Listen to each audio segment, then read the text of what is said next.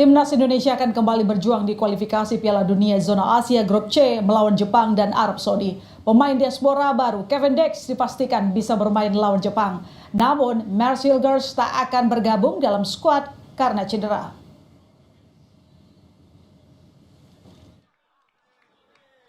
Timnas Indonesia mendapatkan kabar baik sekaligus kabar tak sedap jelang pertandingan kualifikasi Piala Dunia Zona Asia melawan Jepang. Kabar baiknya, pemain yang baru dinaturalisasi, Kevin Dix, disebutkan bisa memperkuat Garuda melawan Jepang 15 November nanti. Kabar ini disampaikan Ketua Umum PSSI, Erick Thohir. Kevin Dix siap membela timnas melawan Jepang, kata Erick Thohir dalam unggahan Instagramnya.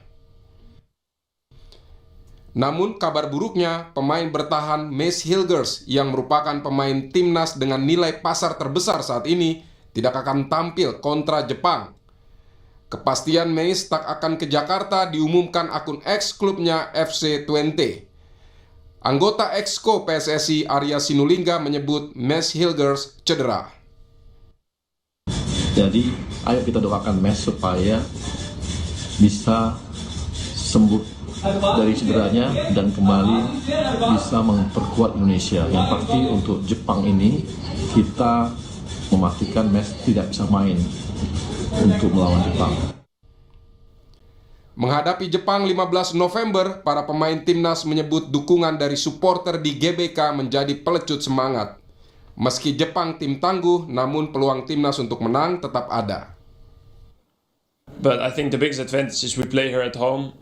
We so far had only one home game. We had 3 away games. So yeah, we already got 3 points. So I think now we get all the opponents at home. I think we should be able to get that as a home advantage with our crowd behind it. Mungkin kita lebih berani pegang bola aja dan percaya diri aja, itu aja sih. Semuanya sama, manusia. Pelatih timnas Indonesia Sinteyong menyebut skuad Garuda perlu bekerja ekstra keras melawan tim Samurai Biru.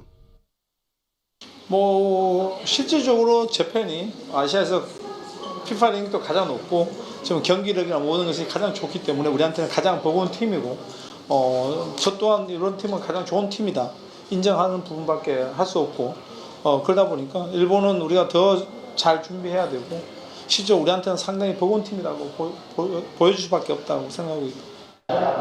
Pemain timnas Senin kemarin juga sudah tampak berlatih ringan di hotel tempat mereka menginap. Rencananya malam ini timnas juga akan berlatih di Stadion Madia Senayan, Jakarta. Para pemain timnas Jepang pun sudah mulai tiba di Jakarta.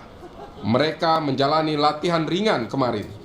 Jepang memang memiliki para pemain yang berpengalaman di Liga Eropa. Namun sebagian skuad timnas juga tak kalah pengalaman. Dengan kondisi skuad lengkap, timnas harus optimistis dapat mencuri poin dari Jepang. Tim Liputan Kompas TV.